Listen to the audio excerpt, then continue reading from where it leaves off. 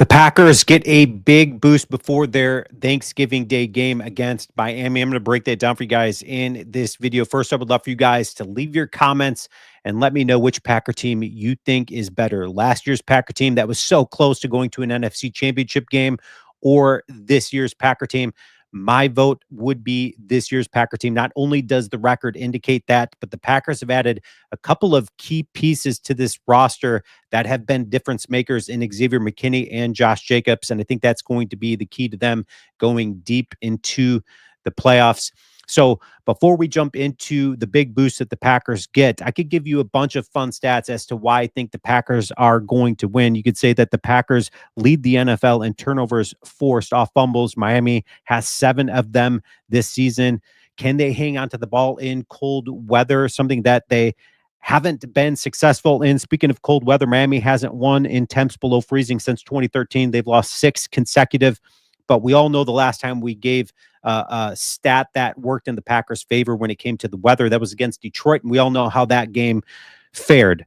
So again, we can give lots of fun stats to back up why I think the Packers are going to win. But the reality is Miami is coming off of a 3-game win streak. The Packers are coming off of a 2-game win streak. And I think the boost for the Packers is that they're coming off of a short week. Some of you might be saying, dude, how does that boost the Packers coming off of a short week? Well, they played a quick team, a similar team in offensive explosiveness in CMC and Deebo Samuel, and they're going to have to turn around and do the same thing against Tyreek Hill and Achan, a guy that they love to sweep around the edge. So coming off of last week's performance against San Francisco, the PFF scores, the highest rated PFF offensive scores for the Packers are 2 offensive linemen and 2 running backs. You have Jenkins at 86, Josh Jacobs at 86, Zach Tom at 78, and Emmanuel Wilson at 76, which is going to bode very well for the Packers because I think they're going to have to turn around to pretty much do the same game plan.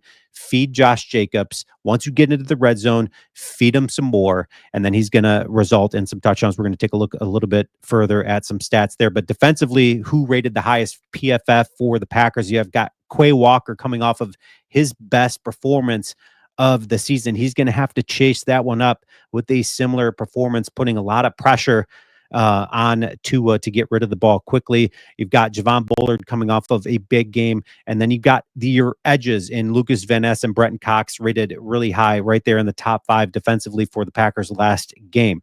So the Packers, speaking of going around the edge, the Packers, they're going to have to stop Tyreek Hill and their quickness and speed. So they're going to have to send some pressure, Quay Walker up the middle and all of that. And Achan, they love to sweep the end. And so the Packers, again, coming off of 2 highest rated out of the top 5 for the Packers, you had Lucas Van Ness and Brenton Cox Jr.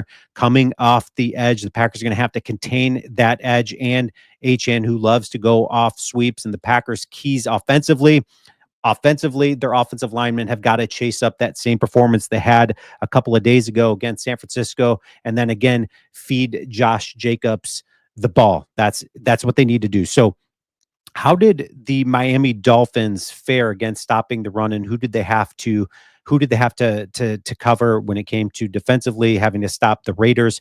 Let's take a look at who their running backs are. Well, it's kind of a running back by committee. It's not good. Madison had 5 carries for 19 yards, and then you had Zamir White, 5 carries, 9 yards. Certainly not going against a Josh Jacobs type caliber running back where he can make you hurt in the cold and make you think twice about wanting to tackle that dude. And then they played the Rams. The Rams have an athletically gifted running back in Kyren Williams. He had 15 carries for 62 yards. You notice that increase when we started going against an athletic back, but Josh Jacobs, again, more physical type back, is going to make you hurt in the cold. Miami, against the Patriots, you had kind of a running back by committee there. You have Stevenson, 8 carries, 13 yards, and then Gibson, 6 carries, 31 yards. Okay. Not good.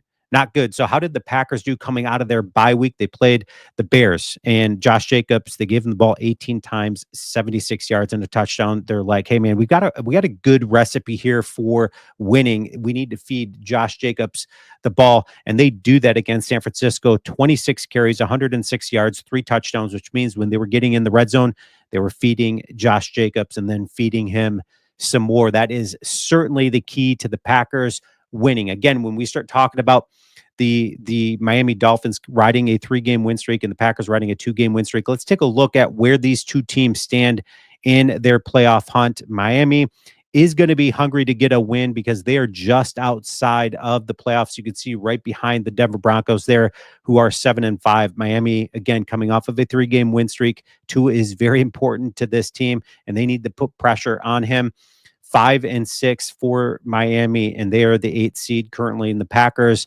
Right now, riding a 2-game win streak. They are 8-3, sitting at the 6th seed. I think that seeding is going to switch around a little bit. I think they're going to swap places with the Vikings. I think they surpass the Vikings, and who knows what happens in the long season. And the Lions have got to play San Francisco yet. They've got to play a couple of other tough teams like the Packers and Minnesota. Again, who knows? Maybe the Packers can surpass them in the division. But leave your comments. And as always, go Pack, go.